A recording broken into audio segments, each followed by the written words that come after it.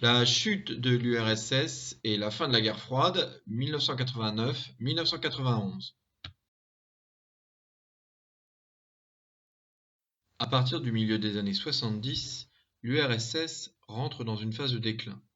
Si à l'extérieur elle reste capable d'intervenir militairement pour défendre des régimes communistes menacés, comme en Afghanistan à partir de 1979, à l'intérieur elle subit un décrochage économique et technologique important, et ses dirigeants, vieillissants, sont incapables d'imaginer comment sortir de la stagnation.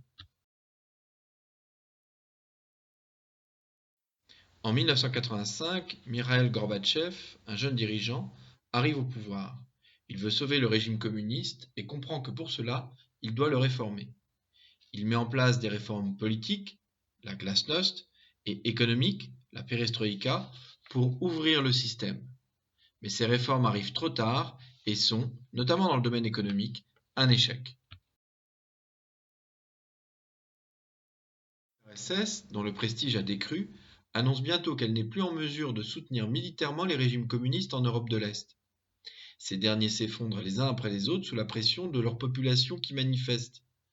Pologne, en avril 89, puis Hongrie, Bulgarie, Tchécoslovaquie, fin 1989, se débarrassent de leurs dirigeants communistes.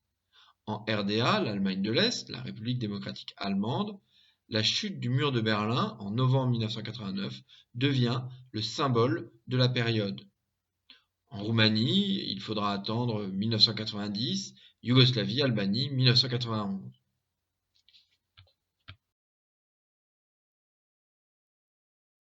Bientôt, c'est l'URSS elle-même qui implose. Fin 1991, les différentes nations, Russie, Ukraine, Biélorussie, Pays-Baltes, etc., etc., qui la composent, reprennent chacun leur tour leur indépendance et l'URSS disparaît le 25 décembre 1991.